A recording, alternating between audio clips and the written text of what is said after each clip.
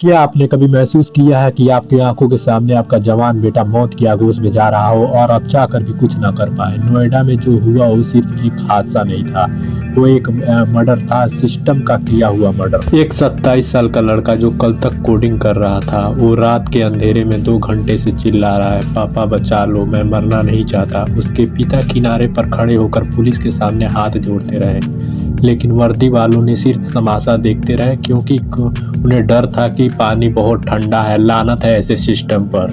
युवराज की postmortem report आ गई है और इसने सबके रोंगटे खड़े कर दिए। युवराज की मौत तुरंत नहीं हुई थी, वो पूरे 2 घंटे तक उस काल के बनकर पानी में अंदर तड़पता रहा।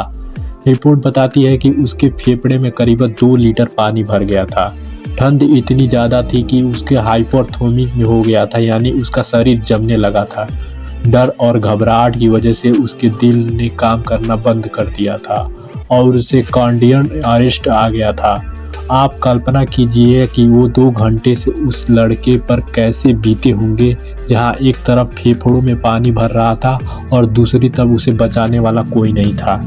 मौके पर मौजूद चश्मदीद मोहन ने जो बताया वह इस मरे हुए सिस्टम की पोल खोल देता है। रात 11:45 बजे गाड़ी और गिरी और करीबन 1:40 तक युवराज गाड़ी की छत पर बैठकर मदद की मांगता रहा।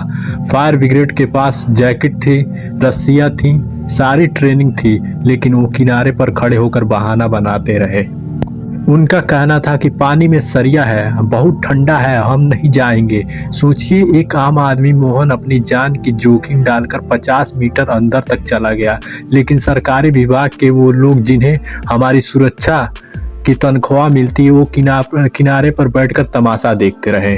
कि इसमें योगी सरकार का डंडा चला है। नोएडा के अथॉरिटी के सीईओ एमएल लोकेश को हटा दिया गया है, कुछ लोगों को सस्पेंड भी किया गया है, लेकिन क्या ये काफ़ी है? जिस बिल्डर का बेसमेंट था उसे मौत का गुंडा बनने के लिए खुला क्यों छोड़ा गया था? और सबसे बड़ा सवाल, जिम्मेदारी सिर्फ एक छोटी पायदे की नहीं है। नोएडा की एक डीएम का मुख्य चुनाव आयुक्त की बेटी है, क्या इसलिए उन पर कोई कार्रवाई नहीं हुई?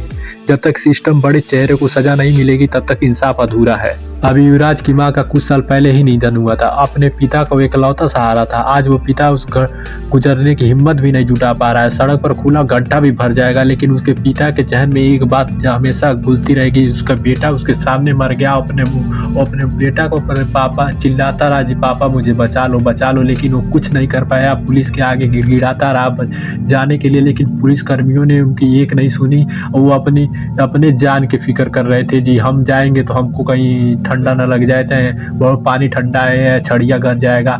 अरे तुमको रखा किसने है जॉब पर? क्यों के लिए? तुमने क्यों वर्दी पहनी है? क्या करने के लिए? इसीलिए पहनी है कि तुम मुसीबत में आए लोगों को बचा ना सको।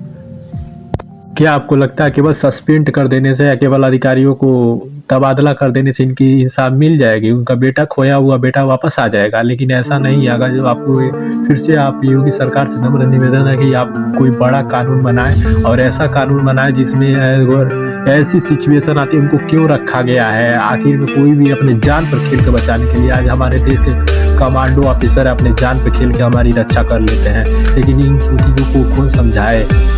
अच्छा, आपने कमेंट जरूर में बताएं, वीडियो कैसे लगी कमेंट में जरूर बताएं। धन्यवाद।